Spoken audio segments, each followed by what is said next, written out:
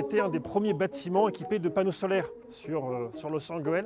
Donc c'est une église qui est assez symbolique dans la trajectoire qu'on va vous détailler là pendant 2 heures.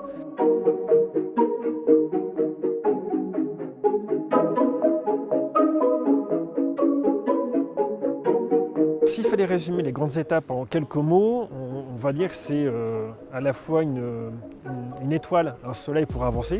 Ça, par exemple, c'est l'orientation énergie positive qu'on s'est donnée pour 2050, mais également des petites réalisations, des petits cailloux blancs qu'on sème chaque année, à chaque mandat, pour atteindre, si possible, cette étoile.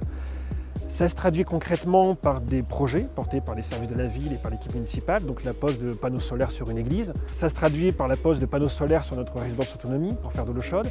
Ça se traduit par des isolations de bâtiments publics, des écoles, la pose de ventilation mécanique, le changement de menuiserie, des choses qui sont, j'ai presque envie de dire, à la portée de tout le monde.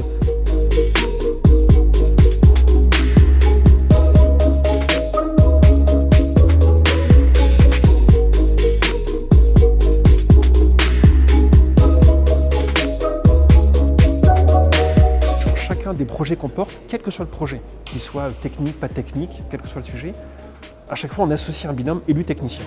Et ça c'est le cœur du truc, c'est chaque projet, quel qu'il soit, binôme élu-technicien qui va porter la dynamique du projet tout au long du projet, de sa première idée jusqu'à sa maturation. Quelque chose aussi que je souhaitais vous partager, c'est, je vous ai mis sur l'organigramme de la ville. Si vous cherchez bien, il n'y a pas de chef de projet énergie. Il n'y a pas. Parce que l'énergie, on considère qu'elle est transverse. C'est l'affaire de tous. Donc il n'y a pas un bureau, il n'y a pas un agent qui porte à lui seul la thématique de transition énergétique. Quand un sujet énergétique se présente, comme on n'a pas de chargé de projet énergie, on réfléchit à la meilleure gouvernance sur un projet. Est-ce qu'on va savoir le porter seul, en interne, en mobilisant un ou plusieurs agents? Pareil pour les élus. Quel élu va porter le sujet, un ou plusieurs élus? On va aussi regarder si autour de nous il n'y a pas des compétences à aller chercher, des compétences au niveau de l'EPCI, au niveau du pôle métropolitain, au niveau d'associations qui sont sur notre territoire de manière plus ou moins éloignée. Voilà, donc on va essayer un peu de sonder l'écosystème, notre écosystème d'acteurs, au service des questions de transition au sens large du terme.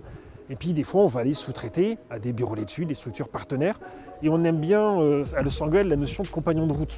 C'est-à-dire qu'on essaye d'avoir des partenaires, des AMO, sans maîtrise d'ouvrage, mais qu'on ne mobilise pas pour un sujet précis ou pour un objet précis, mais qui par exemple vont nous accompagner sur une trajectoire dans le temps long. Voilà, ça fait sens. On n'est pas des consommateurs one-shot d'ingénierie.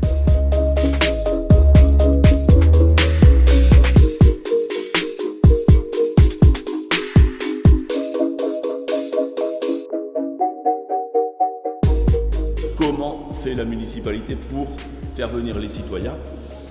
Je dirais, j'emploierai simplement 2 mots, transparence et confiance mutuelle. Nous sommes actuellement 128 actionnaires citoyens qui représentent en gros 37% du capital de la société, qui est par ailleurs composée bien sûr de la ville de Los Angeles, sans laquelle rien n'aurait pu être fait, de la Société d'économie mixte Énergie Hauts-de-France, dont c'est la vocation de développer sur les Hauts-de-France tout ce qui est énergie renouvelable, et Sonelis, qui est la société avec laquelle nous travaillons pour la pose des panneaux et qui, de prestataire, est devenu partenaire.